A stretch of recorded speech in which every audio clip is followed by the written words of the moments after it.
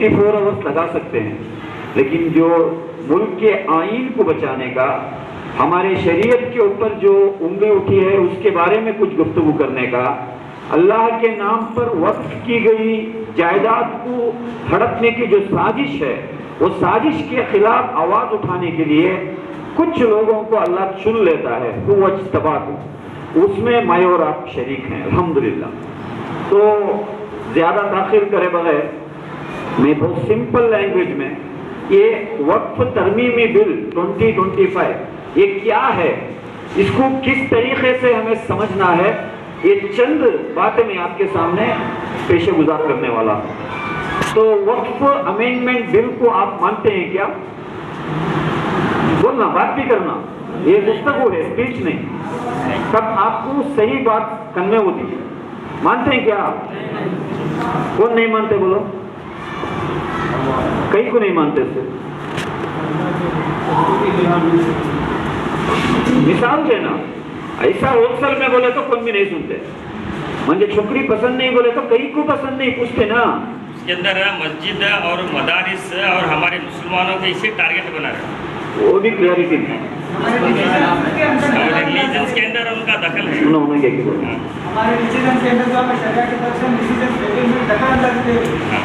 किसी को वक्फ यूजर कहीं निकाला उससे हमें मानते नहीं, किसी को अदर कम्युनिटी वाले को क्यों इम्पोज कर रहे हैं उसलिए मानते नहीं, किसी को दस्तूर के खिलाफ है इसलिए नहीं मानते।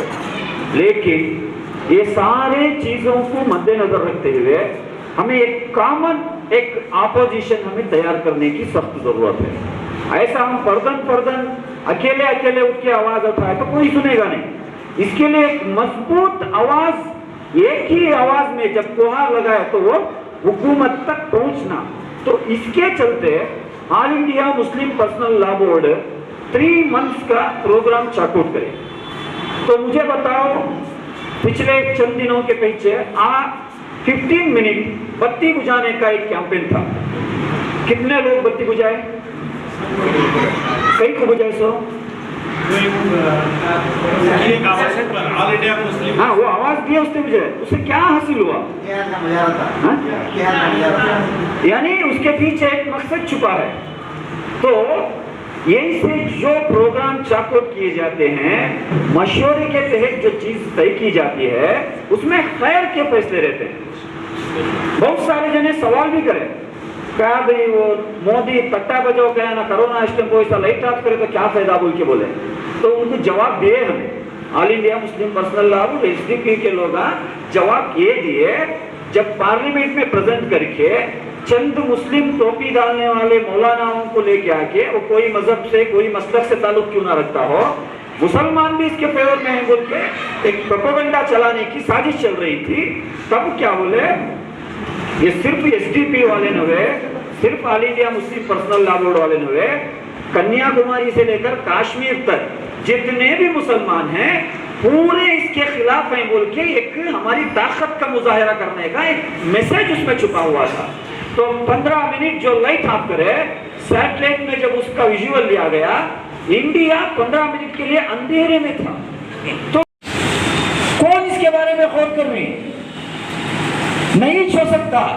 अगर ये सेक्शन 40 निकालने की वजह से और 6 महीने टाइम देता ना, 6 महीने में तुम ना नहीं हुआ तो और भी एक्शन है।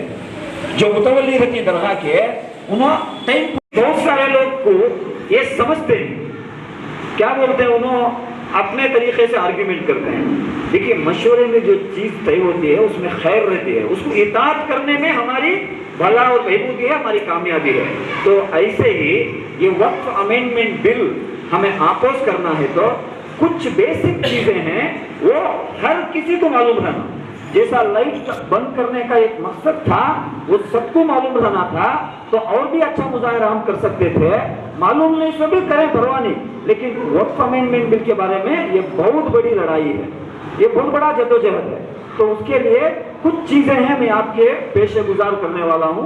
इसको सिंपल टर्मिनोलॉजी में मैं समझाऊंगा, मिसाल के साथ आपको समझ में आए, ताकि तो आप जब गलियों में जाएंगे, बाजार में जाएंगे, बस में जाएंगे, शादी में जाएंगे, 5 मिनट किसी को अगर ये तरीके से समझा देंगे तो वो भी तुम्हारी आवाज में आवाज मिला सकते हैं। तो सबसे पहले ये वक्फ एक्ट कब आया और ये क्यों लाया गया, ये बेसिक चीजें हैं। ये मालूम नहीं तो मैं भी आपस कर दूं बोले तो नहीं होता। 1934 में जब ब्रिटिश रूल कर रहा था इंडिया में, तब सबसे पहले वक्फ एक्ट को लाया गया। तब इंडिया आजाद नहीं हुआ था, लेकिन इंडिया का दुश्मन भी ये चाहता था कि इंडिया में जो मुसलमानों की जायदाद है, जो उनके अल्लाह के नाम पर वक्फ की गई है, वो मिसयूज नहीं होना, वो दूसरे किसी के कब्जे में नहीं जाना, उसलिए एक एक्ट लाया था उन्हें। उसके बाद इंडिया आजादी हुई। आजादी में हमारा रोल क्या था आपको मालूम है, उसके ओर मैं नहीं जाना चाहता। जब खिलाफत मूवमेंट को जिहाद का फतवा हमारे मदरसों से निकला, ब्रिटिश को निशानदेही होगी, अब निकल को जान बचा ले तो बाकी हमें जो माल लेके चलेगी लेगी, अगर यहाँ रहे तो मुसलमानों के खिलाफ लड़को हमें यहाँ ज्यादा दिन जी नहीं सकते बोल के उनको इशारा हो गया। तो खिलाफत मूवमेंट की बहुत बड़ी हिस्ट्री भी है। तब जाके 1947 को आजाद हुआ। सो गांधी जी और 100 साल भी सत्याग्रह करता तो ब्रिटिश छोड़ को नहीं जाते थे। हाँ, उसका रोल है, एक रोल है, लेकिन की रोल जिसे बोलते हैं, जो नेक में अगर 1 kg आप एप्पल तोलते हैं, 9 एप्पल डाले तो तराजू नीचे नहीं जाता, जब 10वां एप्पल डालते तो तराजू नीचे जाता है। तो उसका वेट बहुत मायने रखता है। 9 लकड़े को तो मैं सुबह से शाम तक जब तभी नीचे नहीं जाता हो, ये एप्पल बहुत मायने रखता है। वैसा जो मुसलमानों का फील्ड में उतरना, जंग आजादी में जिहाद का फतवा देना बहुत बड़े मायने रखा। उसके बाद इंडिया आजाद हुआ, उसके बाद पार्टीशन हुआ, वो अलग स्टोरी। 1954 में इंडिया के पार्लियामेंट के अंदर एक पॉलिसी लाई गई, एक एक्ट बनाया गया जिसको वक्फ एक्ट बोलते हैं। 1954 में हमारे जो आजाद हिंदुस्तान में जो मुसलमानों के जायदाद है, मुसलमान मतलब मुसलमानों की खास जायदाद नहीं, वो पर्सनल जायदाद नहीं, उसके केयर टेकर हैं, इसके निगहबान हैं, अल्लाह के नाम पर जो दी गई है, इसको कोई भी मिसयूज नहीं करना है। तो एक कानून लाना, जैसा कि इंडिया में अगर कहीं पर चोरी नहीं होना, कहीं पर रेप नहीं होना, कहीं मर्डर नहीं होना बोले तो बहुत सारे कानून लाए हैं। अब पोस्को एक्ट लाए हैं, क्यों? कहाँ भी बच्चों के ऊपर सेक्सुअल हरासमेंट नहीं होना और है पर डर रहते हैं बोल के, वैसा ये एक्ट लाने के जरिए से एक बाउंड्री डाली गई कि वक्त की जायदाद को कोई छीना नहीं, उसको मिसयूज नहीं करना। खैर, उसके बाद 1995 में एक मरतबा इसमें तरमीम किया गया। उसके बाद 2013 में एक बार इसको तरमीम किया गया, यानी एक्ट बनने के बाद 2 मरतबा तरमीम किया गया है। यानी उसमें रद्द बदल या उसको और मजबूत करने के लिए ये दोनों तरमीम जब करी गई, अमेंडमेंट जब किए गए, एक भी मुसलमान उसको अपोज नहीं किया इंडिया का। क्यों? क्योंकि जब तरमीम कर जाती है, फॉर एग्जाम्पल एक कत्ल करने वाले को, यानी एक मर्डर करने वाले को आज एक 14 साल सजा है बोले तो हुकूमत नहीं भी मर्डर ज्यादा हो जा रही, इसको 15 साल सजा करनी बोल के बोले तो कौन तो वापस करेंगे। तो एक्ट को और मजबूत करने की नीयत से तो पूरे सपोर्ट करेंगे, मजबूत करने की नीयत से हमें भी सपोर्ट करें। लेकिन इस बार जो तरमीम की गई, इसको पूरे इंडिया के मुसलमान नहीं, पूरे इंडिया के कॉन्स्टिट्यूशन को मानने वाले आपोज कर रहे हैं।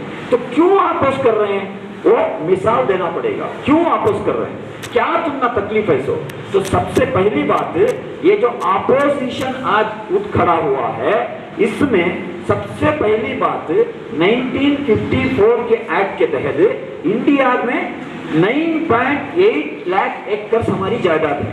कितनी? 9,80,000 एकड़ वक्फ की लैंड है इंडिया में, ठीक है। कर्नाटक में कितनी है? 1,20,000 एकड़ है कर्नाटक में, समझ में। अब ये जायदाद या ये जो हमारी आस्ती है, लैंड है, ये कहाँ है वो भी फैक्टर करता है। ये कहाँ है? ये कोसे की जंगल में नहीं है, कोसे की बयाबान में नहीं है, समंदर में नहीं है, हार्ट ऑफ द सिटीज जो प्राइम लोकेशंस हैं, दिल्ली ले लियो, बॉम्बे ले लियो, बेंगलोर ले लियो, कोई सा भी शहर उठा लियो, जो करोड़ों एक जायदाद करोड़ों के वैल्यू है वो। तो आज इंडिया में पॉपुलेशन बढ़ता जा रहा है, यानी जब इंडिया आजादी हुई थी हमारा 35 to 40 करोड़ पॉपुलेशन था, आज कितना है? कम होने को जा रही है। तो जितनी भी जमीन थी ये multinational companies special economic zone के नाम पर, कभी अलग अलग नाम पर पूरी जमीन सबको बेच दिए हमारे हुक्मरान। अब बची हुई जमीन किसी की बेचना है तो दूसरी कौन सी जमीन कभी हाथ लेकर बेच सकती, लेकिन वक्त की जमीन को छू नहीं